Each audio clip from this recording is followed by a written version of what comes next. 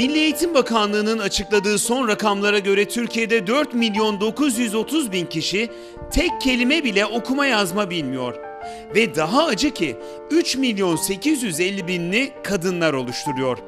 Yani net olarak bir kez daha tekrar etmek gerekirse, yaşadığımız ülkede, güzel Türkiye'mizde 4 milyon kadın hiçbir şekilde okuma yazma bilmiyor. Maalesef bizi muasır medeniyetler seviyesinden uzaklaştıran rakamlar bununla da sınırlı değil. Türkiye'de kadınların %21'i okur yazar ancak herhangi bir eğitim kurumundan mezun değil.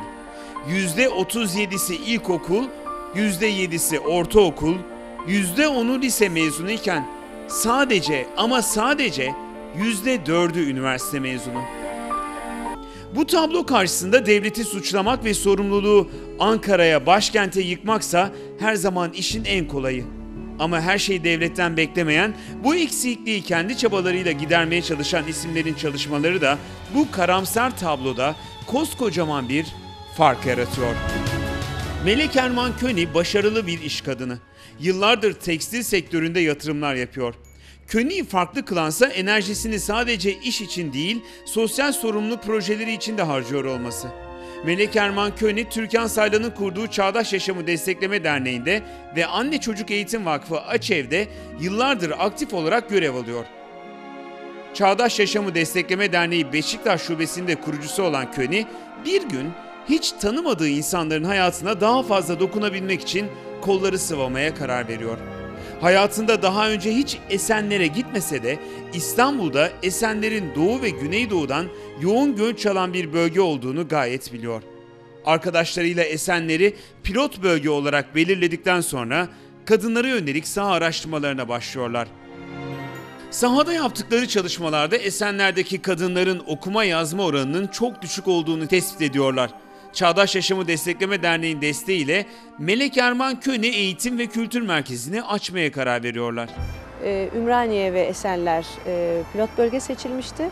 Burada bir yer açmaya karar verdik. Yer açmaya niçin ihtiyaç duyduk? Çünkü hiçbir şekilde mekan yok buralarda.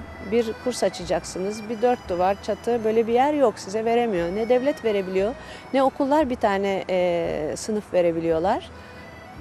Sınıflar 60-70 kişilik çocuklar. Çok yoğun göç almış bir bölge. Otogara yakınlığından dolayı doğudan, güneydoğudan ilk gelen kafileler burada yerleşmeye çalışıyorlar. Dolayısıyla çok büyük bir potansiyeldi.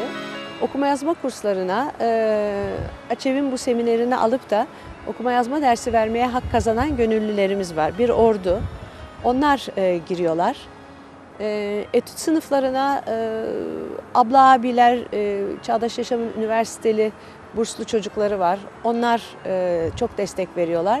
Kültür Üniversitesi'nden çok destek alıyoruz. Yaz okullarında özellikle. Daha sanatsal ağırlıklı derslerde, dans gibi, drama gibi, müzik gibi onlardan çok destek alıyoruz. Hayata bakış açım değişti. Önceliklerim, değer yargılarım değişti. Değer verdiğim şeyler yer değiştirmeye başladı. Bu tür manevi olaylardan fırsat eşitliği yaratabilmek, o gizli kalmış yıldızları ortaya çıkarabilmenin verdiği büyük bir haz var. Orada büyük bir tatmin duyuyorsunuz. Bunu başka alanlarda pek kolay duymanız mümkün değil. Yani özellikle insan yani yaş ilerleyip daha da olgunlaştıkça hayattaki değerleri böyle yer değiştiriyor ama yer değiştirecek bir alan bulmalısınız. Böyle güzel bir alan işte. Orada bunlar öncelik kazanıyor.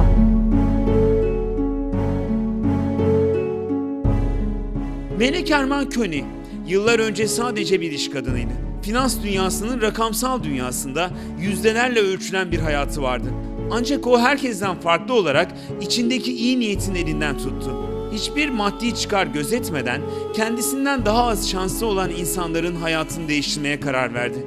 Onların gözlerindeki ışığa güvendi ve binlerce kalpte kuşaklar boyu sürecek okur yazar kocaman bir fark yarattı.